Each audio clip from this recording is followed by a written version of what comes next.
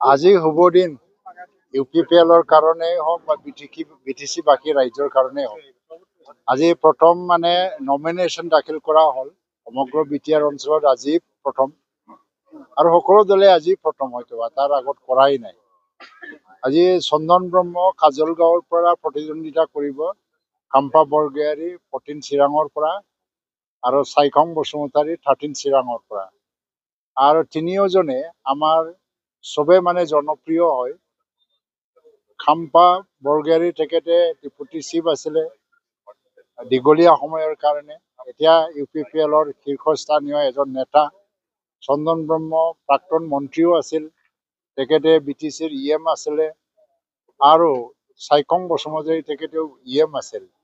জনগণৰ ৰাজ্যৰ চিৰাং জিলাত এই তিনিটা সমষ্টিত যিটো এটা স্বতঃস্ফূৰ্ত সঁহাৰি আমি দেখিবলৈ পাইছো, যে নতুন জীৱন পোৱাৰ নিচিনা।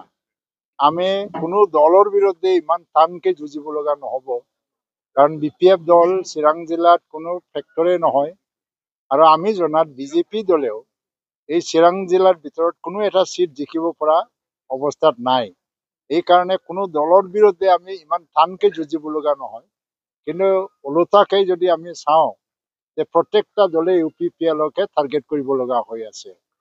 হাগ্ৰামা মহিলাৰী এই কেইদিনত বহুত আবল তাবল বহুত কথা কৈ আছে, আৰু যিটো দেখিছো 2 দিনমানত তেখেতৰ বক্তব্যবিলাক দেখিলে তাক এজন ৰোমান্টিক হিৰোৰ নিচিনা লাগে। খাই বৈ মজ কৰা, কিবা কৰা, যাকে তাকে ইচ্ছা কৰে কৈ মনৰ শান্তিৰ কাৰণে ৰোমান্টিক হিৰোৰ নিচিনা কথাবিলাক কৈ আছে। ইয়াৰ পৰা দেখা যায় যে চিৰাঙত BPF দলৰ অস্তিত্ব নাই, শেষ হৈ গৈছে। কাৰণ চন্দন আৰু খাম্পা এই দুজনক বাদ দি ইয়াত BPF কল্পনাই কৰিবই নোৱাৰে। আৰু মই এটা কথা ক'ব বিচাৰিছো, মই তেতিয়া আপচু সভাপতি আছিলো। BLT নেগচিয়েশ্যনৰ সমগ্ৰ প্ৰক্ৰিয়া মই জড়িত আছো, মই দেখিছো।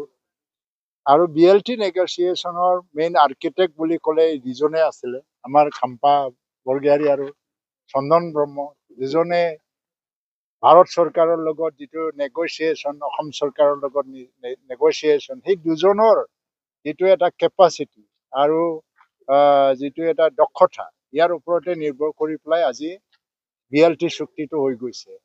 চ' BLT চুক্তি বা BTC গঠন এই দুজনক বাদ দি নহয়ে, কোনোদিন সম্পূৰ্ণ নহয়। ইতিহাস যদি লিখিব লাগে, মই হাগ্ৰামা মহিলাৰীৰ যিটো গুৰুত্ব যিটো নুই কৰা নাই। তেওঁ সভাপতি আছিলে, সংগঠনটো নেতৃত্ব দি আছিলে, ভালকে নেতৃত্ব দিছে।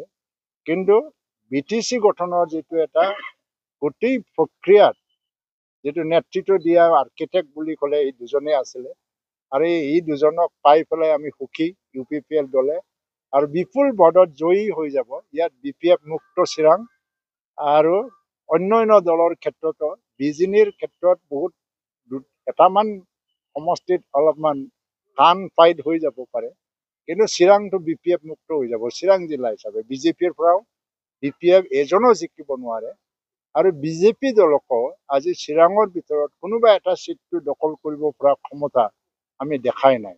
কাৰণ 7টাৰ ভিতৰত মিনিমাম 6টা চিটটো আমি হয়তোবা জিকিব পাৰিম। কালি চিৰাঙত প্ৰাৰ্থী তালিকা ঘোষণা কৰি কালিও হাগ্ৰামা মহিলাৰীয়ে কৈছে যে BPF এতিয়াও 1 নম্বৰ 2 নম্বৰৰ স্থানত, BJP আৰু 3 নম্বৰ স্থানত। এই সন্দৰ্ভত নাই, মোৰ মত বিৰোধ নাই। BPF এতিয়াও 1 নম্বৰ, কিন্তু তলৰ পৰা 1 নম্বৰ। 1 নম্বৰটো 1 নম্বৰে হয়, আৰু কিন্তু তলৰ পৰা 1 নম্বৰ, ওপৰৰ পৰা নহয়। আজি ওপৰৰ পৰা 1 নম্বৰটোই UPPL।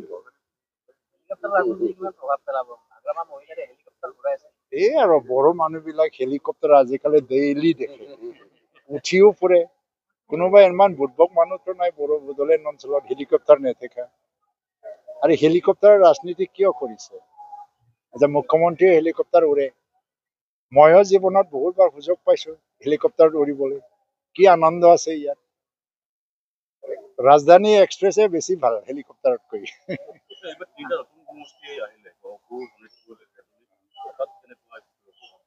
আমাৰ গহপুৰ, শোণিতপুৰ, বিশ্বনাথৰ পৰা যিখিনি মানুহ আহিছে, ইয়াত মানে আমাৰ ৰৌতাত 15,000 মানুহ বা ভোটাৰ নতুন ভোটাৰ, ধনচিৰিত 17,000 নতুন ভোটাৰ আৰু হৰিচিঙাত 13,000।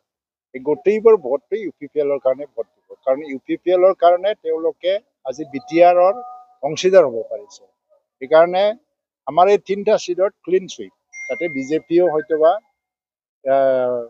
প্ৰতিদ্বন্দ্বিতা কৰিবলৈ ভাবা নাই হয়তোবা, সেইকাৰণে তাত ক্লিন চুইপ হৈ যাব আৰু ওদালগুৰিৰ পৰা আমি বিপুল সংখ্যক চিট লৈ পেলাই আমি আহিম। সেইকাৰণে আপোনালোকে চিন্তা কৰিব নালাগে, BTR-বাসী ৰাইজেও চিন্তা কৰিব নালাগে। 26 তাৰিখৰ পিছত যিটো নতুন গভমেণ্ট হ'ব, ৰাইজে বিচৰাৰ দৰে UPPL-ৰে গভমেণ্ট হ'ব।